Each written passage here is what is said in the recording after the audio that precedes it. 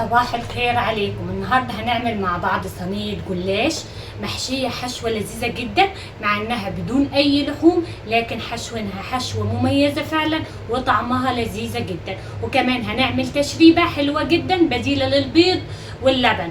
بس تابعوا الفيديو بكل تفاصيله عشان تشوفوا صينيه الجلاش الجميله دي عملناها ازاي. انا كمان هوريكم شكلها من جوه عامله ايه. بص انا هوريكم التوريقه بتاعه الجلاش والحشوه لذيذه جدا ازاي. يعني وجبه غدا او عشاء سهله وسريعه ان انت تعمليها وجميله جدا، وعايزه اقول لكم ريحتها وطعمها لذيذ بجد. شوفوا شكل الحشوه والجلاش عامل معانا ازاي، مقرمش من بره وفي نفس الوقت من جوه شوفوا عامل ايه، مورق وطبقات طريه ولذيذه جدا، ومن بره قرمشه خفيفه كده. شوفوا القرمشه. بس تابع الفيديو بكل تفاصيله وانا هقول لك على الطريقه المظبوطه اللي تطلعه معاكي مقرمش من بره وطري ومورق من جوه. ويلا بينا على طول نبدا في الطريقه. اول حاجه هنعملها معانا الحشوه. هنجيب طاسه نحطها على البوتاجاز ونجيب شويه من الزيت،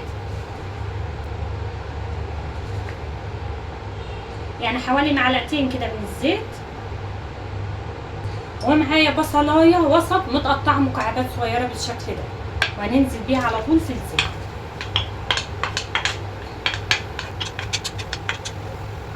هقلب كده لحد ما البصله تدبل معايا.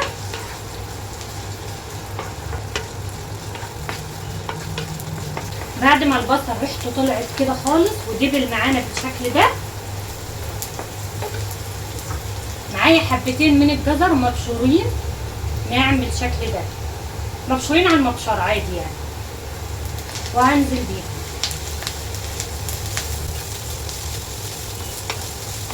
بعد ما شوحت في الجزر شويه كده، يعني حوالي دقيقتين 3، بنزل بالبطاطس. بطاطس برضو حبيتين من البطاطس وسط بشراهم بالشكل ده. كل ده ببشره ليه؟ عشان يستوي معايا بسرعه.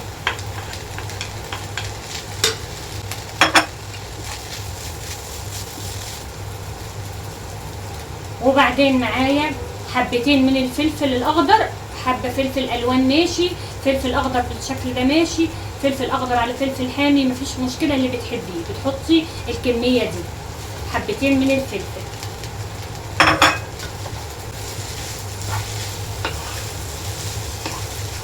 هنبتدي بقى نحط البهارات بتاعتنا. معلقه صغيره من الملح، معلقه صغيره من الفلفل الاسود، نص معلقه صغيره من البابريكا، نص معلقه صغيره من السبع بهارات او اللي هي بهارات اللحم. وبقلب كل الحاجات دي مع بعضها.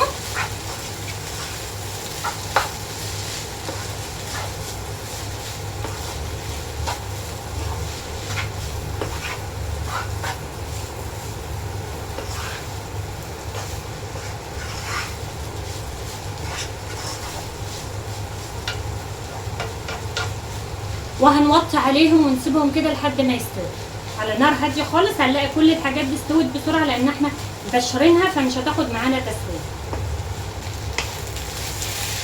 هي كده استوت معانا الحشوه، يعني داخله على سوا خلاص، فانا هحط عليها خلاص كده تمام جدا. هنطفي عليها وهنكمل. بعد كده معايا لفه من الجلاش دي نص كيلو، يعني نص كيلو يبقى لفه من الجلاش. طبعا لو حابه تعملي كميه اكبر من كده او اقل من كده مفيش مشكله زي ما تحبي.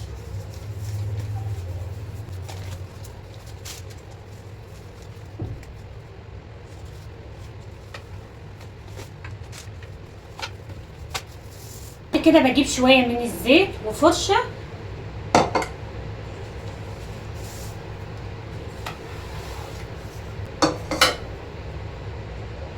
وهبتدي اخد ورقه ورقه، بس الورقه دي مقطوعه فهنسيبها الاول. ناخد ورقه سليمه من تحت، او عادي ممكن كل ورقتين مفيش مشكله، يعني لو مش بتحبي الدهون كتير فكل ورقتين.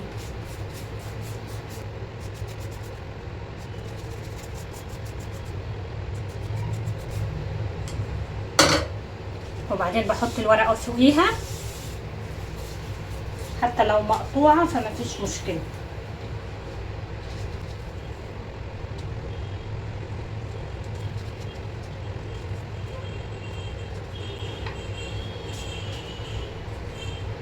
بدهن.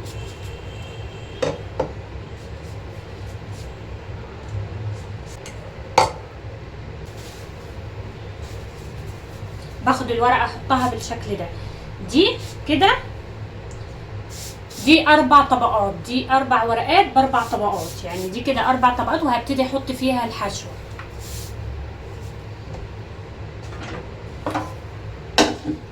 بنجيب الصينيه ندهنها، بدهنها دهنه كويسه كده بالزيت.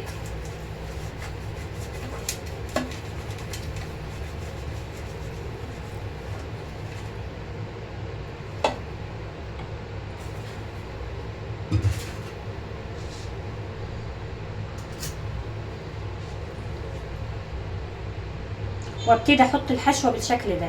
واخر ورقه انا مش بدهنها.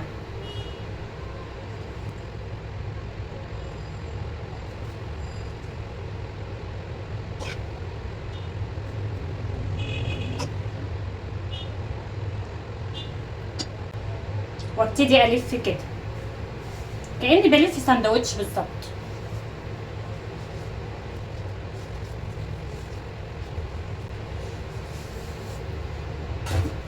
بجيب الصينيه اللي انا دهناها وابتدي احطها فيها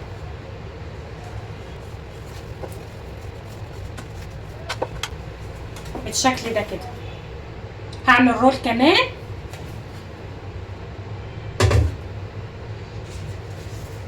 بجيب اول ورقه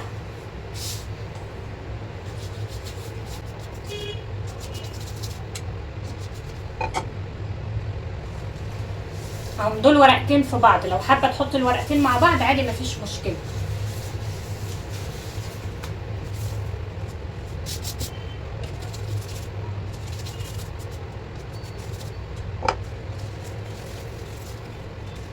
حط ربع ورقه.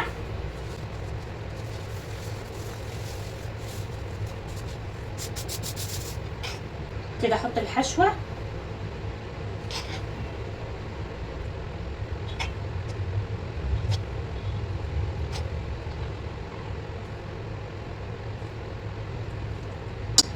وابتدي الفها زي الساندوتش.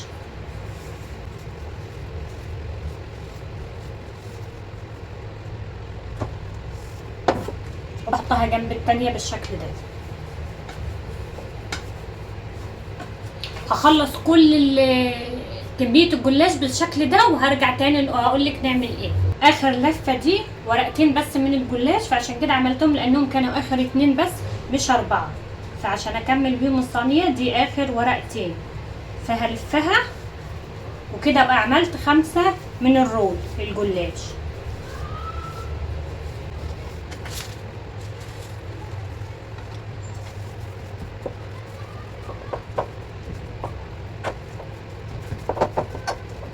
قطعها قبل ما نحط التشريب. قطعتها كده. هبتدي اعمل بقى التشريبه. بعد ما قطعته كده هعمل التشريبه. معايا مكعبين من مرقه الخضار، هحط عليهم كوبايه ميه دافيه عشان المرقه تدوب معايا.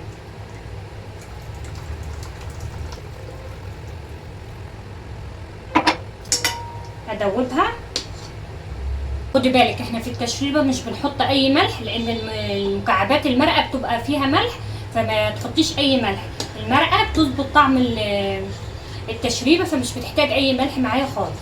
بعد ما دابت كده بحط شويه كمان من الزيت عشان تدي لون حلو كده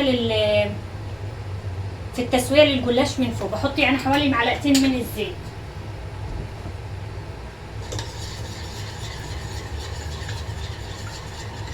واقلبهم. وبعدين بقى هشرب كده التشريبه، ما بدلقهاش دلق كده، شويه بشويه بالفرشه كده.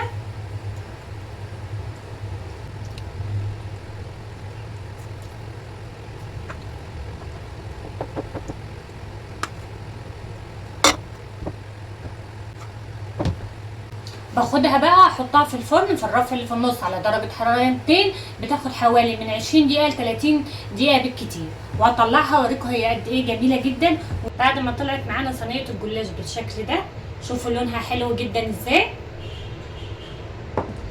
هبتدي بس افرغها.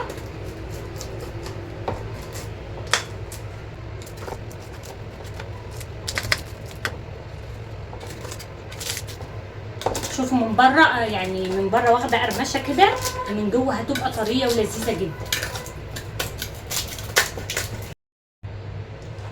شوفوا الجلاش، ايه رايكم فيه بقى؟ خطير بجد، مقرمش جدا من بره، شوفوا قرمشه كده خفيفه وتوريقه من جوه وهشاشه وحشوه لذيذه بجد. اتمنى الفيديو يكون عجبكم، وما تنسوناش باللايك للفيديو وشير للفيديو، ولو لسه مشتركتش معايا في القناه اشتركي وفعلي الجرس على الكل عشان ينزلك كل فيديوهاتي الجديده.